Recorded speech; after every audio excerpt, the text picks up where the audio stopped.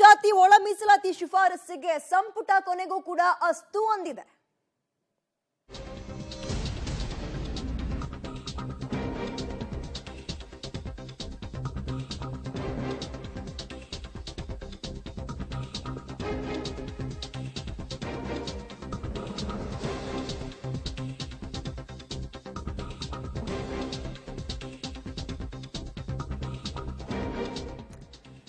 ಪರಿಶಿಷ್ಟ ಜಾತಿ ಒಳ ಮೀಸಲಾತಿ ಶಿಫಾರಸ್ಸಿಗೆ ಸಂಪುಟ ಅಸ್ತು ಹೊಂದಿದ್ದು, ಇದೀಗ ಆ ಒಳ ಮೀಸಲಾತಿ ಕುರಿತು ಕೇಂದ್ರಕ್ಕೆ ಅದನ್ನ ಕಳಿಸೋಕೆ ಅಥವಾ ಶಿಫಾರಸು ಮಾಡಲು ಸಂಪುಟ ತೀರ್ಮಾನವನ್ನ ಮಾಡಿದೆ, ನಿರ್ಧಾರ ಮಾಡಿದೆ.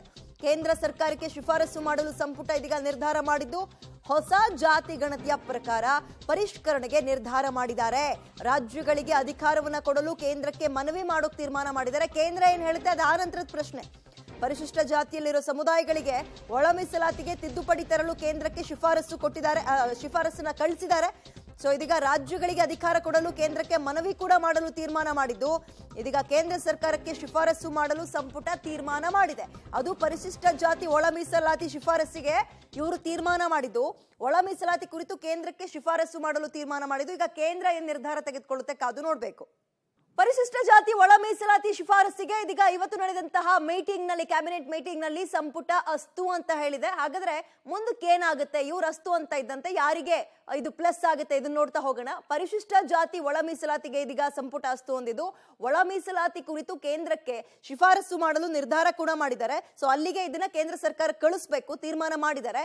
ಕೇಂದ್ರಕ್ಕೆ ಕಳಿಸಿದ ನಂತರ ಇವ್ರು ಕಳಿಸಿರುವಂತದನ್ನ ಅವ್ರು ಗಮನಿಸಿ ಅಲ್ಲಿ ಏನು ಎತ್ತ ಅಲ್ಲಿಂದ ಒಂದು ಫೈನಲ್ ಡಿಸಿಷನ್ ಹೊರಬರುತ್ತೆ.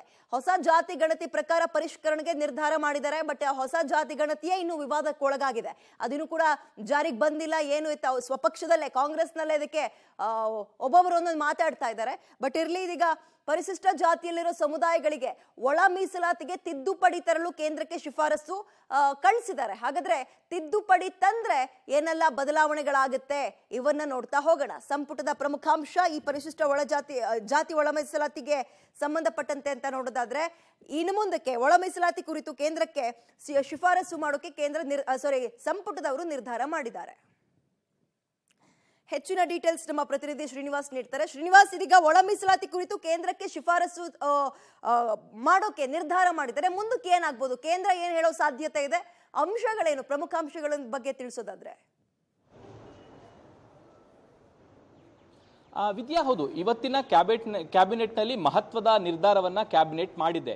ಒಳ ಮೀಸಲಾತಿಗೆ ಸಂಬಂಧಪಟ್ಟಂತೆ ಅದು ಸಂವಿಧಾನದಲ್ಲಿ ತಿದ್ದುಪಡಿ ಆಗಬೇಕು.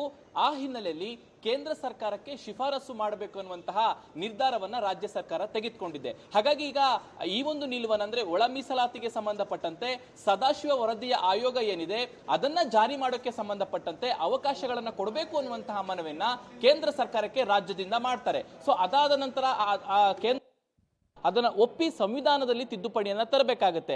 ಒಂದ್ ವೇಳೆ ತಿದ್ದುಪಡಿ ತಂದ ಬಳಿಕ ರಾಜ್ಯದಲ್ಲಿ ಎಡ ಮತ್ತೆ ಬಲ ಸಮುದಾಯಗಳೇನಿದ್ದಾವೆ ಅವರಿಗೆ ಮೀಸಲಾತಿಗಳು ಹಂಚಿಕೆ ಆಗ್ತವೆ. ಇದು ಅನೇಕ ವರ್ಷಗಳಿಂದ ಈ ರೀತಿಯಾದಂತಹ ಗುದ್ದಾಟಗಳು ಎಡ ಸಮುದಾಯ ಮತ್ತೆ ಬಲ ಸಮುದಾಯದ ಶೆಡ್ಯೂಲ್ ಕ್ಯಾಸ್ಟ್ ನಲ್ಲಿ ನಡ್ಕೊಂಡು ಬರ್ತಿದೆ. ಹಾಗಾಗಿ ಇದಕ್ಕೆ ಇತಿಶ್ರೀ ಆಡಬೇಕು ಅನ್ನುವಂತ ನಿಟ್ಟಿನಲ್ಲಿ ಕಳೆದ ವಿಧಾನಸಭಾ ಚುನಾವಣೆಯಲ್ಲಿ ಕಾಂಗ್ರೆಸ್ ತನ್ನ ಪ್ರಣಾಳಿಕೆಯಲ್ಲೂ ಕೂಡ ಹೇಳಿತ್ತು, ನಾವು ಅಧಿಕಾರಕ್ಕೆ ಬಂದ್ರೆ ಸದಾಶಿವ ವರದಿಯ ಆಯೋಗವನ್ನ ಅನುಷ್ಠಾನ ಮಾಡಲಿಕ್ಕೆ ಕ್ರಮಗಳನ್ನು ತೆಗೆದುಕೊಳ್ತೀವಿ ಅಂತ.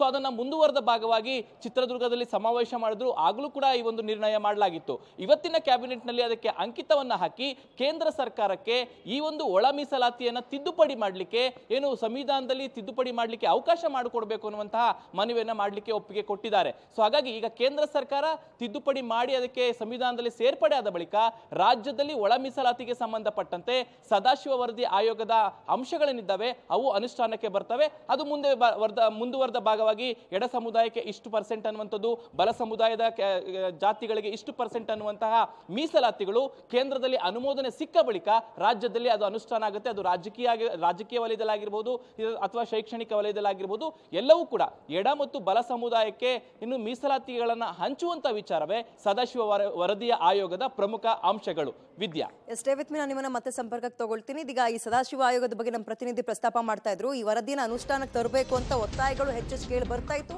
ಪ್ರಣಾಳಿಕೆಯಲ್ಲೂ ಕಾಂಗ್ರೆಸ್ನವರು ಇದನ್ನು ಹೇಳಿದ್ರು. ಇದೀಗ ಮತ್ತೊಂದು ಚರ್ಚೆಯಾಗಿದೆ, ಅದು ಗೃಹ ಜ್ಯೋತಿಗೆ ಸಂಬಂಧಪಟ್ಟಂತೆ. ನೋಡ್ತಾ ಹೋಗೋಣ.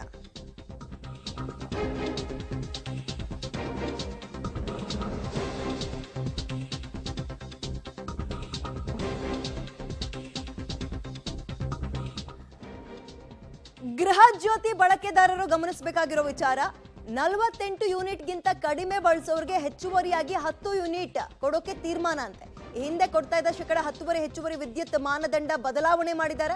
ಶೇಕಡ 10 ಬದಲು 10 ಯೂನಿಟ್ ಹೆಚ್ಚುವರಿಯಾಗಿ ನೀಡಲು ಸಂಪುಟ ಸಮ್ಮತಿಯನ್ನ ಕೊಟ್ಟಿದೆ.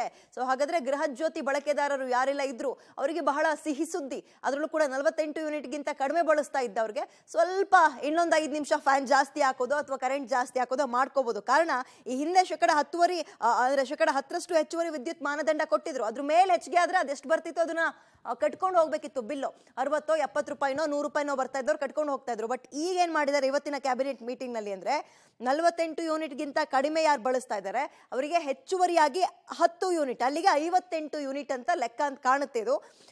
ಈ ಹಿಂದೆ ಕೊಡ್ತಾ ಇದ್ದ ಶೇಕಡ 10ರಷ್ಟು ಹೆಚ್ಚುವರಿ ವಿದ್ಯುತ್ ಮಾನದಂಡ ಬದಲಾವಣೆ ಮಾಡಿ 10 ಯೂನಿಟ್ ಎಕ್ಸ್ಟ್ರಾ ಕೊಟ್ಟಿದ್ದಾರೆ.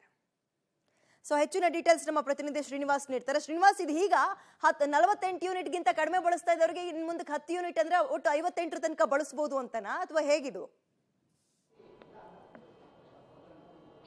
ವಿದ್ಯಾ, ಈ ಹಿಂದೆ ಗೃಹ ಜ್ಯೋತಿ ಸ್ಕೀಮ್ ಬಂದಂತ ಸಂದರ್ಭದಲ್ಲಿ ಗ್ರಾಹಕರು ಬಳಸಿದ್ರೆ ಸರಾಸರಿ ಏನು ವಾರ್ಷಿಕ ತೆಗೆದುಕೊಂಡಿದ್ರು ಸ್ಕೀಮ್ ಬಂದಂತ ಸಂದರ್ಭದಲ್ಲಿ ಉದಾಹರಣೆಗೆ 50 ಯೂನಿಟ್ ಅನ್ನ ಬಳಸಿದ್ರೆ ಅದರ ಮೇಲೆ ಪ್ಲಸ್ 10% ಯೂನಿಟ್ ಅನ್ನ ಬಳಸಬಹುದು ಅನ್ನುವಂತಹ ನಿಯಮವನ್ನ ತೆಗೆದುಕೊಂಡು ಬಂದಿದ್ರು. 10% ಅನ್ನುವಂಥದ್ದು ಜಾಸ್ತಿ ಯೂನಿಟ್ ಸಿಗೋದಿಲ್ಲ ಅನ್ನುವಂತಹ ಚರ್ಚೆಗಳು, ವಿರೋಧಗಳು ರಾಜ್ಯ ಸರ್ಕಾರದ ವಿರುದ್ಧ ಕೇಳಿ ಬಂದಿತ್ತು. ಹಾಗಾಗಿ ಇವತ್ತಿನ ಸಚಿವ ಸಂಪುಟ ಸಭೆಯಲ್ಲಿ ಒಂದು ಮಹತ್ವದ ನಿರ್ಧಾರವನ್ನು ತೆಗೆದುಕೊಂಡಿದ್ದಾರೆ.